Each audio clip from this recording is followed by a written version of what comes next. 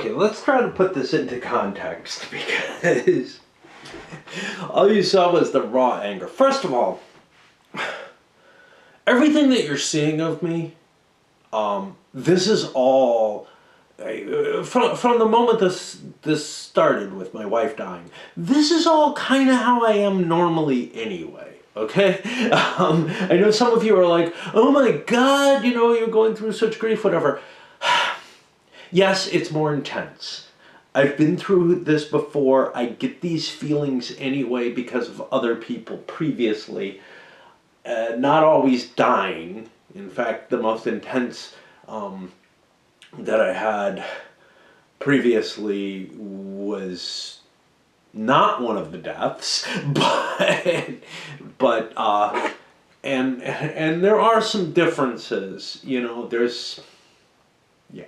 But anyway, in terms of like suicidal thoughts, I'm just in a worse place, but they were pretty fucking common before. And they would happen for the same goddamn kind of reasons, which is life isn't worth it to begin with. It's pretty fucking miserable at its best.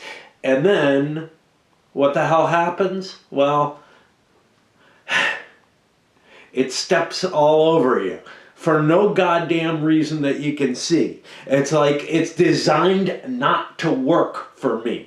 Right? And so in the specific cases here, look,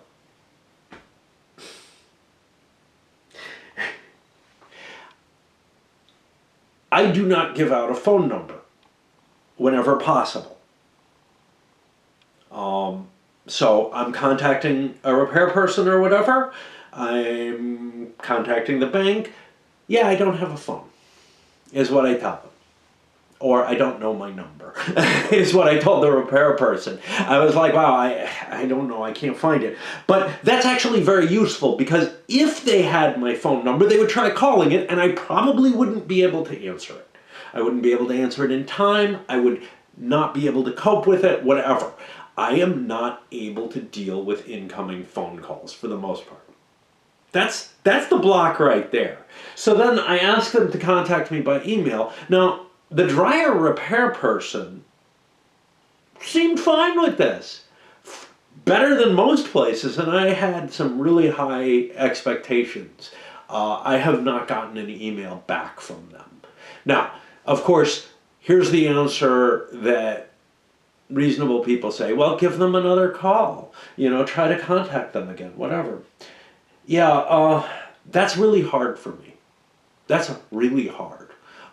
It's like, so it's situations like this that have prevented me, that I couldn't get a job at a fucking corner convenience store, okay? This is the kind of thing that everybody can get a job at, right? I couldn't get a job flipping burgers. I don't know why. I hand my thing in. I had a phone number back then that they could call me. Well, I'll tell you why. Because the expectation is you keep going in and begging them to give you a job. You keep pestering them. That's just not me. I mean, that's really, really impossible. In fact, it's kind of along the lines of like, if I could ever, and maybe I have a couple of times, gotten to the point where I would like ask a girl, hey, do you want to hang out? Do you want to go to a movie? Do you want to, whatever, A couple of times I've done stuff. First of all, usually it's highly inappropriate. And no, not like, hey, you want to fuck baby? That would probably work in more cases. But, where I do make that kind of request on someone, man, that's going so far out for me that like a failure, it's just added to that list. And the one time I went on a date, I'm not quite sure how it happened. It was one of those kind of awkward, wow, we should go see a movie type thing with a girl that I used to see at a bar a little bit. She was real pretty, a bit of a fruitcake. But the fact that she was a fruitcake was kind of like, well, that's kind of more likely to be actually someone I get along with, right? So we caught a couple of movies, and then actually went back to the bar afterwards, and she ended up like hooking up with some other dude and running away and joining a religious commune. So that's the one date I've ever been on. And I've kind of decided, yeah, that's enough. I'm not doing that.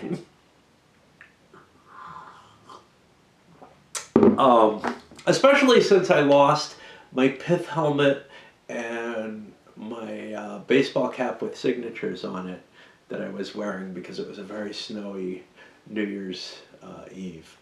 Anyway. There's a Sutter's reference. But anyway,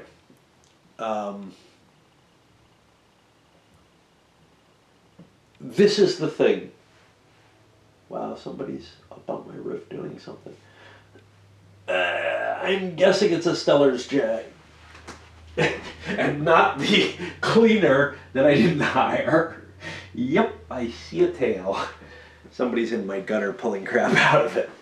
I can get somebody to clean my gutters out. They don't do a very good job.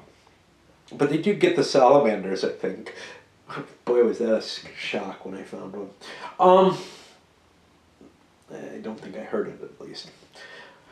All right, so what is the context? The context is there are things that I am really, really almost incapable of doing, okay?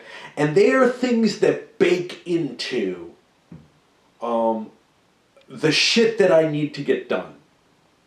Now, the lawyers are professionals. My guess is that I will be able to get a lawyer. Tradesmen are different. Like, they don't want to set up an appointment when you call them. They want to call you and whatever.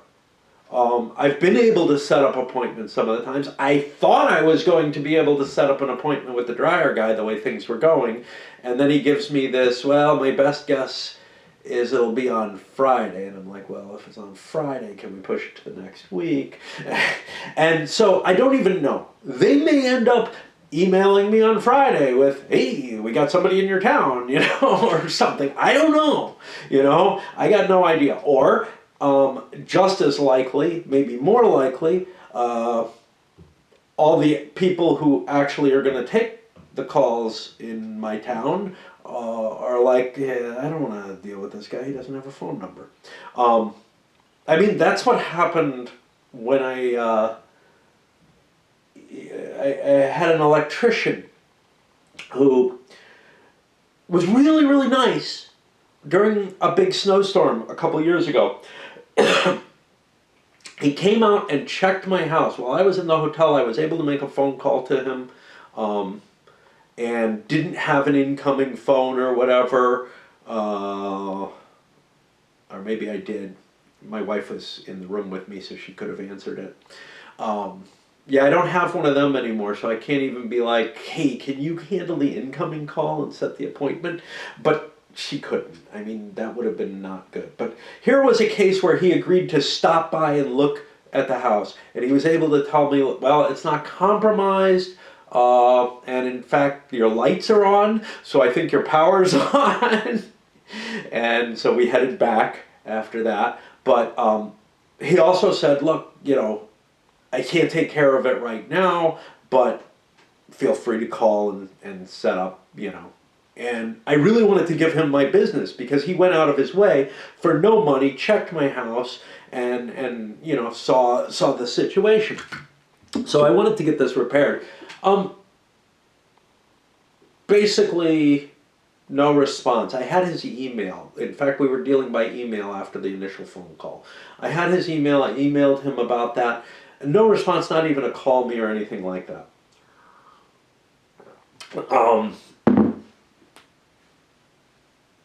And so many similar things where shit just went wrong.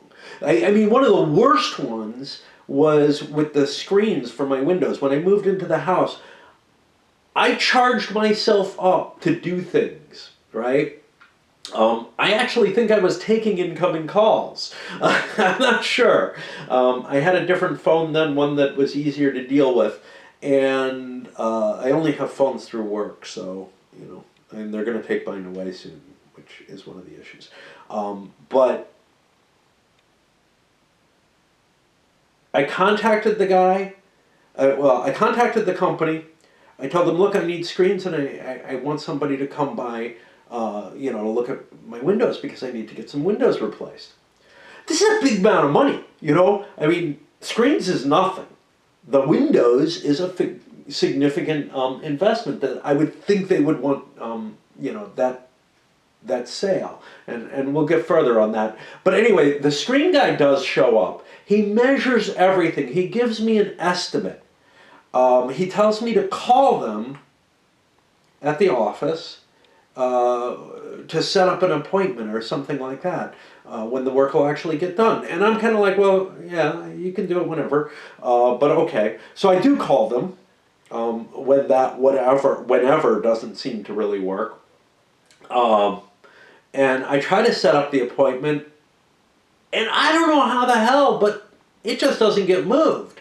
Like, they won't take my money, you know, they won't, just nothing happened. And it's like, how does this shit just fail?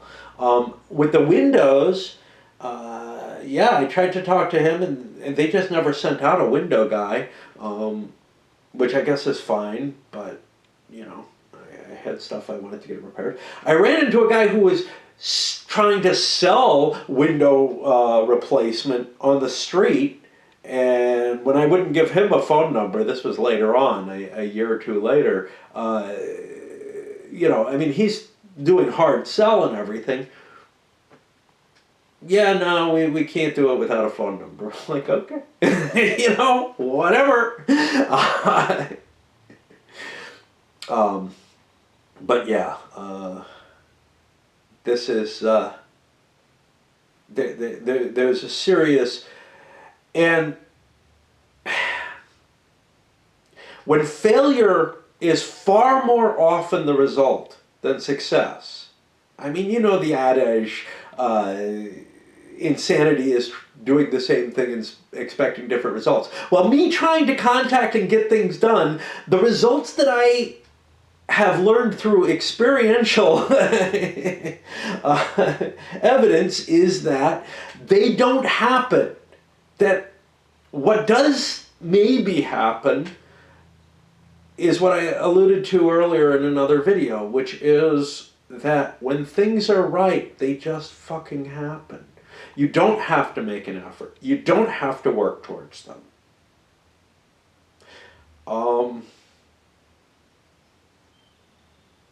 And it has been a very broad and general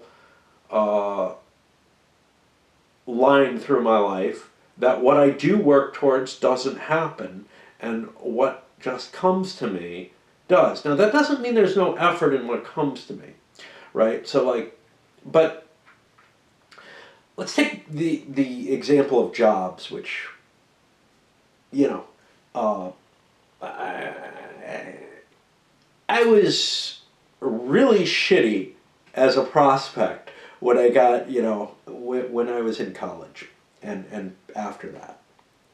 After I kind of left without a degree, didn't really drop out, just kind of stopped going, stopped registering. And there was a reason. I had a library book that was overdue and didn't pay the fine for it. And so I couldn't register for classes. And that put me off for like, I don't know, 5-7 years. I don't know why.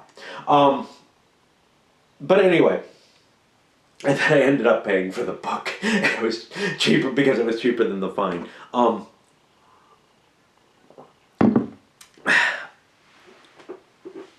But yeah, so like I said, I could not get the lowest end entry level jobs. Now, I could get jobs through friends every now and then. A friend would be like, yeah, they're looking for people. You just have to fill this out, whatever. But the impediments that I had towards, really trying to get a low end job, working my ass off to try to work my ass off somewhere, that just didn't happen. Now, I probably work harder at those kind of jobs than most people do. Maybe too hard in some cases. But anyway, I mean, whatever. And I was found jobs occasionally. I slept my way into an advertising job. I,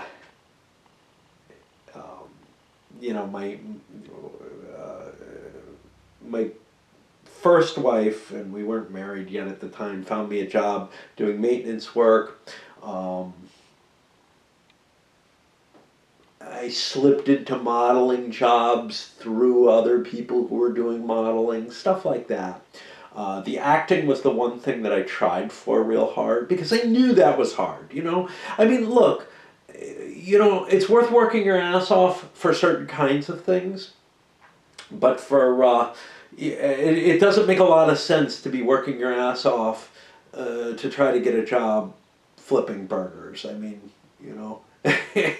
Now, a similar situation this was back in the days of the real welfare state, the end days of the real welfare state in New York. I was able to get on welfare. But I would not have been able to on my own. The only way I was able to was through my psycho ex, because it's just too complicated a thing to navigate. It's the same kind of shit. It's this, I was constantly the person slipping through the cracks because I couldn't get a job. The only job, I'll tell you what I could get for jobs. I could get telemarketing jobs. Those I could walk in and get. And I hated them, right? I mean, they were not what I wanted to do. And sometimes I made pretty good money off them. Sometimes I made shitty money off them. It depended on the job. They're all scams, the ones that I did. But I actually, no, I did one that wasn't. It was for a charity thing. And I also was able to do some door-to-door sales and stuff like that. But really, these were jobs that they would actually hire me for. These were the only ones they would hire me for. I didn't have to work particularly hard to get the job. But once you got it, it wasn't necessarily an easy job. And, like with telemarketing or door-to-door sales, these are things that are really playing to exactly what I don't want to do. So what I had to do for those was I had to become a different person. I had to, and I was also constantly chewing valerian root, but I had to, and drinking. And the drinking helps. The drinking helps me become someone who can deal with the shit that is real. And that's part of why I was able to do those things, was I'm getting fucking drunk every night now, so that maybe I can do something. And that same kind of decisiveness towards things is why alcohol is dangerous for me, because I might do things that some of you don't like the idea of me doing. But anyway,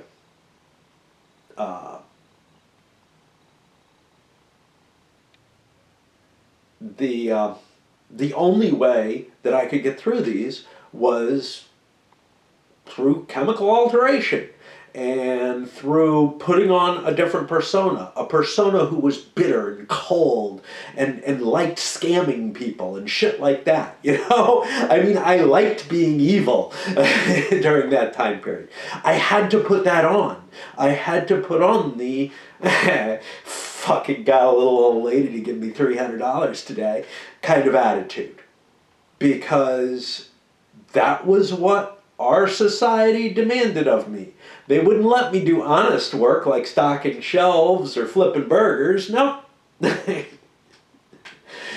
Because I'd have to put on that same kind of persona to do that kind of job. And once I put that on, fuck it, man, I'm going to use it for evil. I'm going to rake in a little bit more money than I can make flipping burgers. I'm going to scam people because you've now turned me to that, right? I have to become that kind of person to get the job. Anyway, I go back.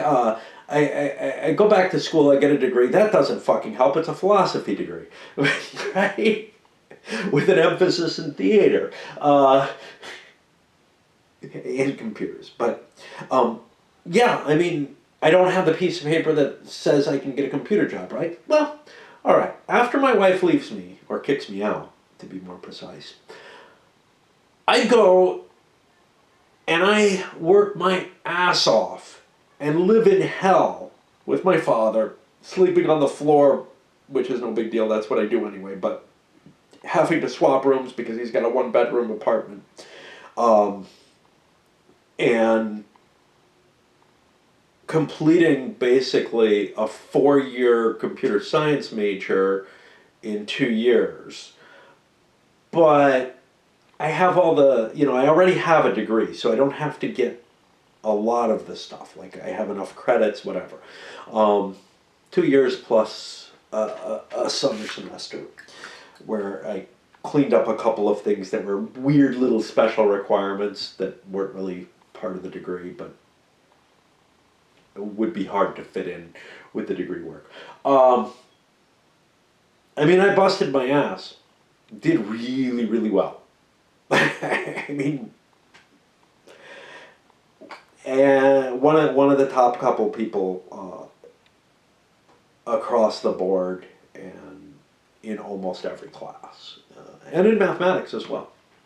And so I'm graduating out of there with almost straight A average, and which I know that's not that much, but whatever. I mean, I worked my ass off and learned a lot of shit that I have forgotten since very quickly.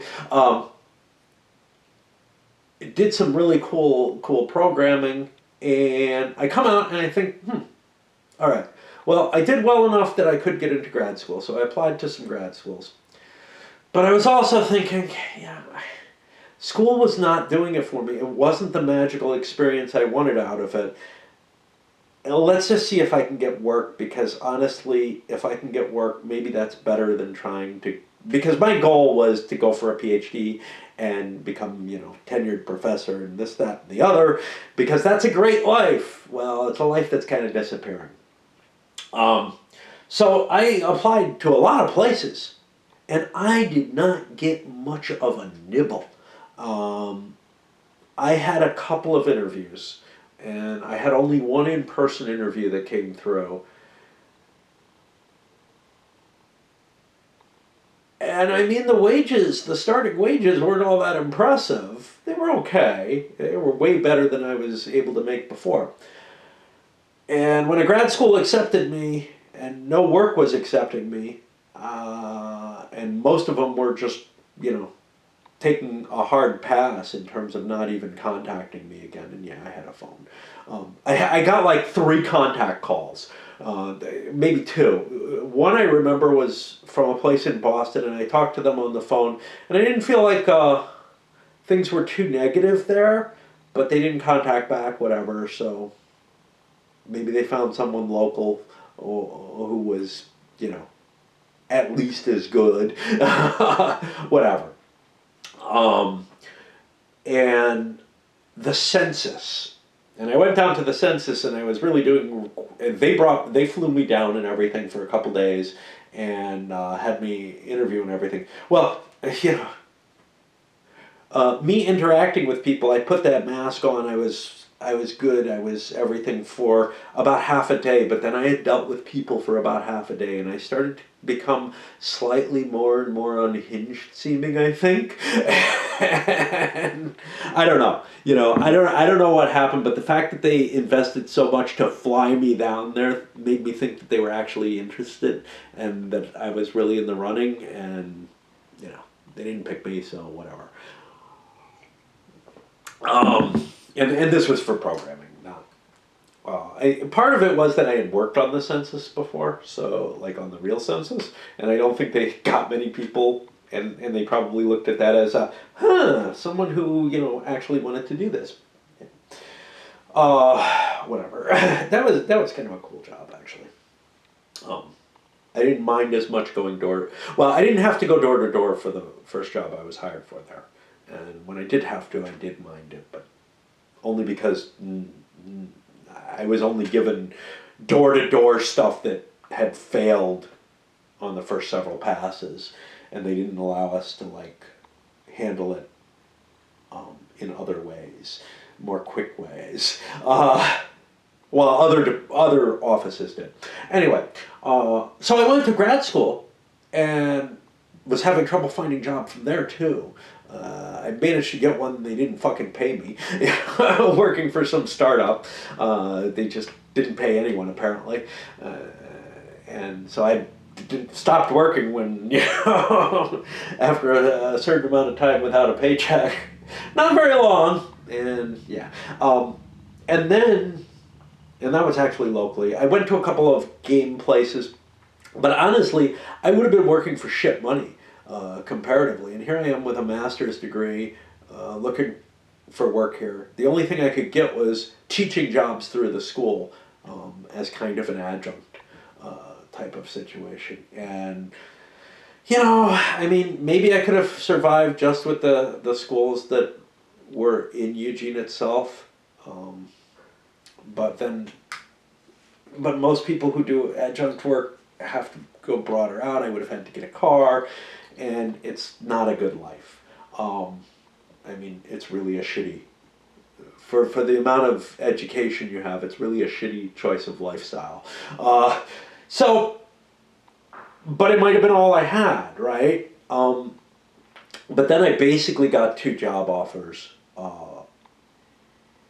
over hey, I was applying for stuff that was out of the city. I started to do that, and basically, I don't know how many places I applied to. It felt like I applied to 2 and got two interviews over the phone, and I took one of them, and the other one was still deciding. I didn't get an offer there yet. Or maybe I did.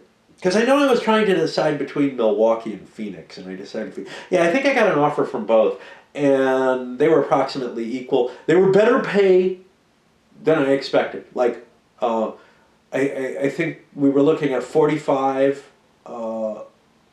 when I got out of undergrad, and 60 when I got my master's degree. And I mean, that's a significant difference, right? And so I just made my decision, packed off, went to Phoenix, worked there, and then pretty much lined the gig up with Wells Fargo because I knew somebody who had applied and who had gotten the job, and then I got the same job as a contractor as well a little later, and it's pretty much the perfect job for me. But again, at least the interviews for computer jobs are like, explain to me how you do this. Explain to me this. Like, I actually have to know something for these. I didn't feel like that was the case with the entry-level computer jobs I was applying for, the ones that I couldn't get anywhere with. So, like, the fact that I have knowledge. Now, here's the scary thing. From my undergraduate school, the one technical interview that I went through that I failed was with Amazon. Now, I'm not sure I would have wanted to work for Amazon. I heard horrible things about them. But they interviewed me, and it was stuff that I knew when I came out of my undergraduate degree. A lot of theory, a lot of data structures type stuff, a lot of innovative research into those things, which was not my focus when I moved to grad school. My focus was actually more on AI and network theory for whatever reason. Not that I wanted that, but that ended up being where the offer ended up coming. But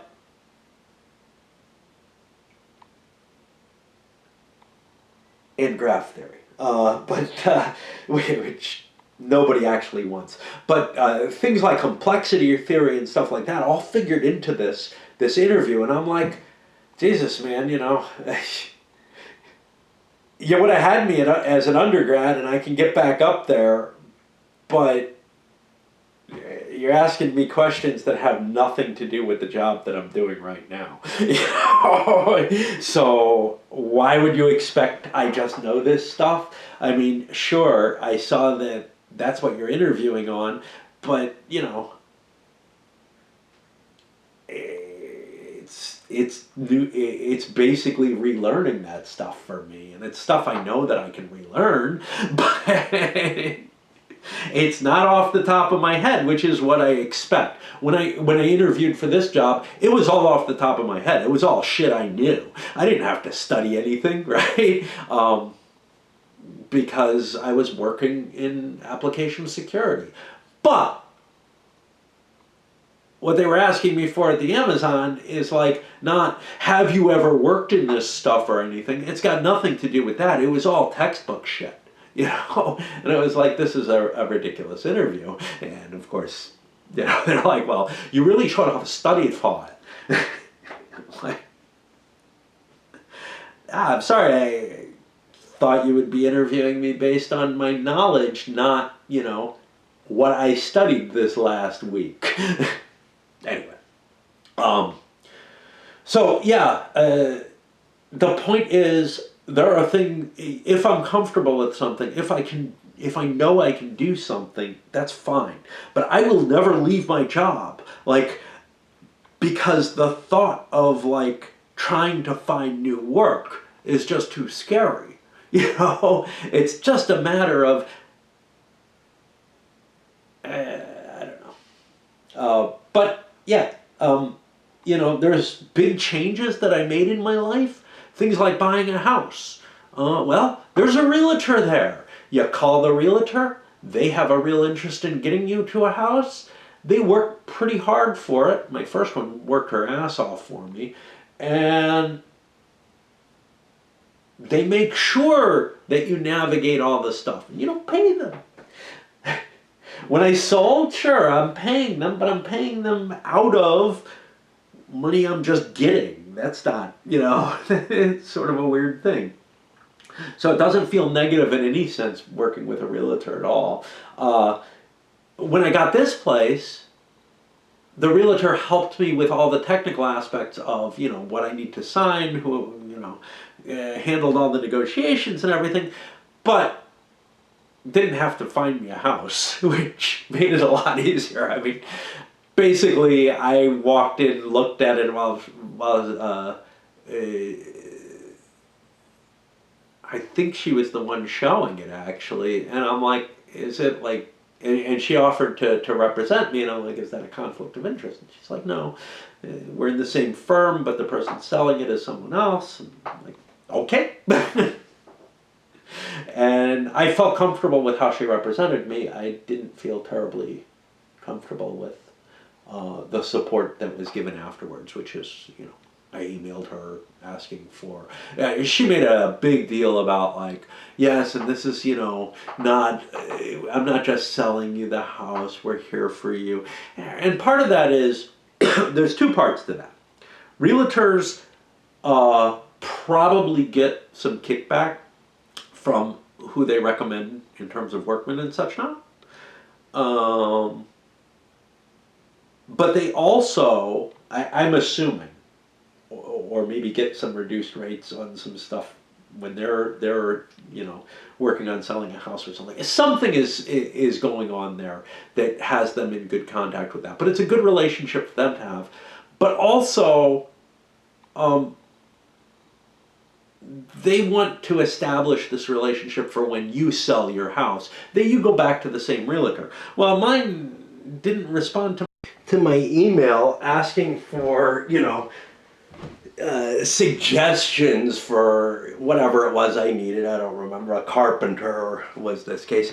And I mean, I did ask it, a carpenter who will respond to email, you know? But I mean, I would have at least expected, look, they don't usually work that way. You know, they want an incoming phone, they want, you know, but I would have expected some sort of response. And I honestly, because, again, I think that there's sort of a symbiotic relationship there between the realtors and the workers, immediately thought maybe something was horrible and wrong in her life or whatever, but no, she's still showing up, sending me promotional shit and everything, so you know, whatever. That is done, right? I am not going to attempt that again, because clearly what she said was not correct. and that's kind of the thing, like with the dryer guy, I'm not going to call them back again. They've already violated my trust by making it seem like it was going to happen. Now the question then is, how do I cope with, you know, I mean, the reviews on people who do appliance repair are generally pretty crappy. I went with the one that looked the best, but man, it's not a field full of happy customers, let's put it that way. But it's a different world, you know. It's a different world. At least there are reviews and such not. At least I can find these places online. Because, well, I mean, it's a different world. The yellow pages don't come every year anymore. I don't know where they are. I used to get them in Phoenix. And I think I got one here. But whatever. But, you know, that was one. All right, I've worn things out here, but this was basically to try to explain the what the fuck on it all. When I say I live in a different world, I mean that I've just got different restrictions than you do.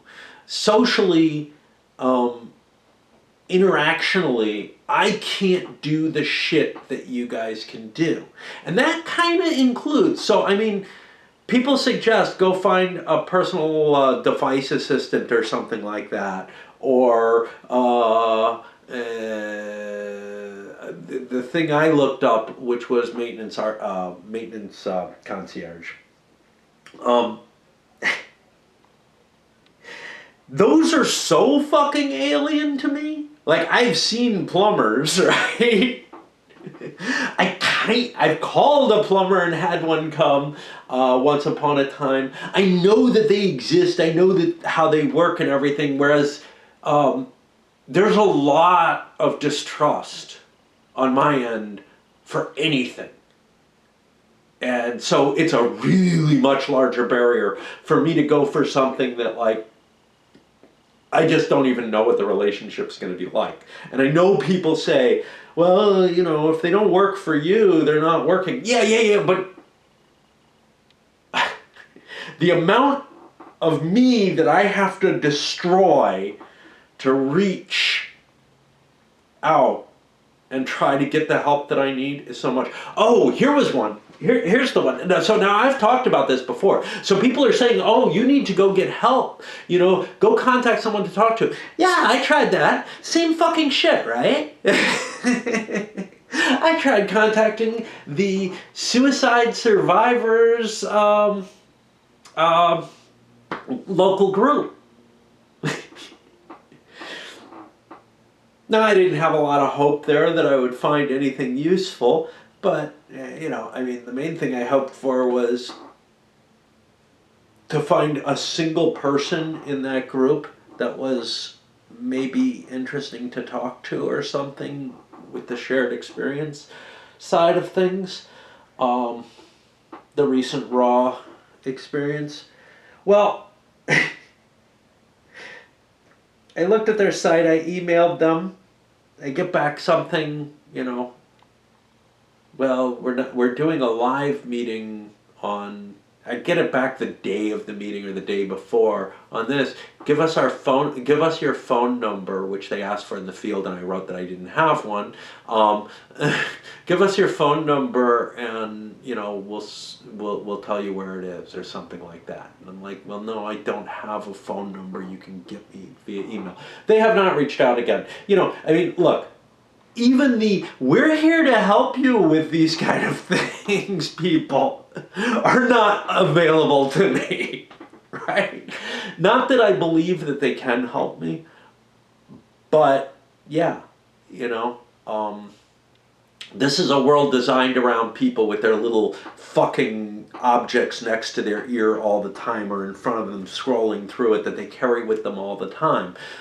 It was bad enough back when there were landlines. I thought life would get easier with computers, with the more widespread use of computers, but it really hasn't. It hasn't. Like, everybody still expects you to be there to pick something up and talk to them immediately or whatever. Yeah. And no. I can't do that.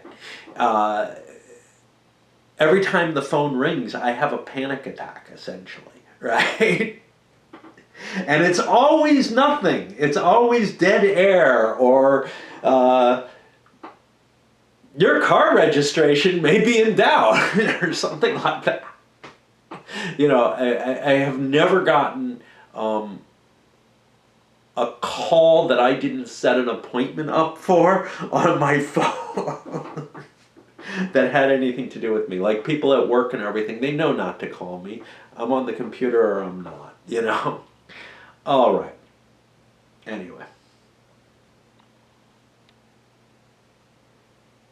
That's just to give some context for why this is fucking impossible, why there's no easy answer here, why it's not just, well, just go call a plumber. It just isn't.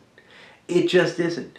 I have tried, and the reason that it's such a big setback is that I have to devote so much effort, overcome so many issues to make that initial attempt.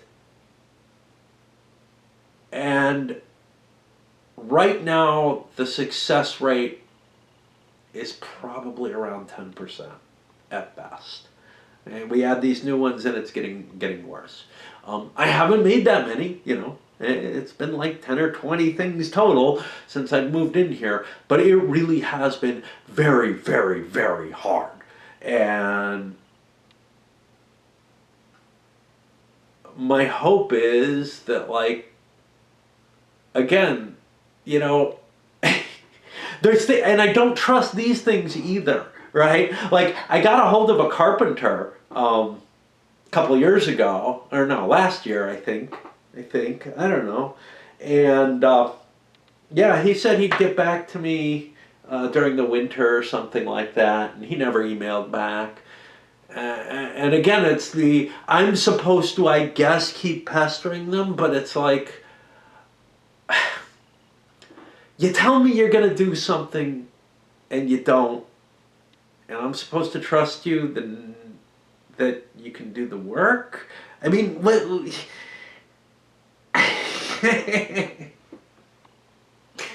yeah. When you lie to me about one thing, why should I not be expecting lies about everything? That is the fundamental. And that is how I am with most people. You wear makeup? You wear it all the time? What are you covering up? What is it that I can't see, that I shouldn't see, smell, taste? What's going on there?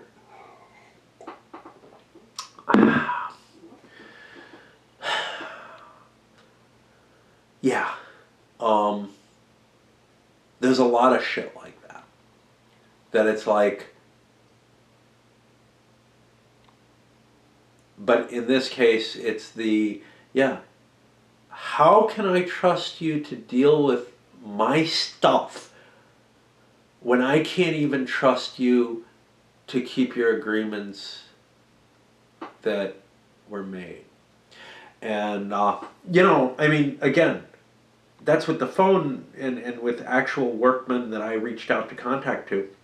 On other sides, I've had a couple of people who've said, yeah, well, I can set something up, I can do that, or I know somebody and I talk to them and they're willing to do it in this date or whatever.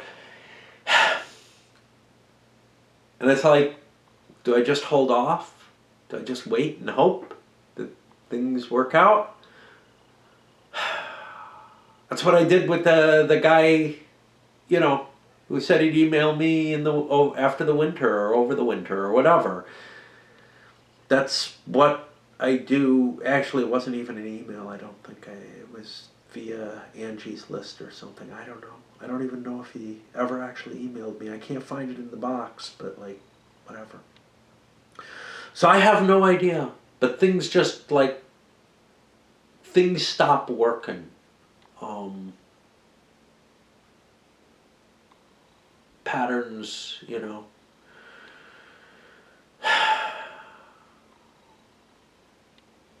everything decays.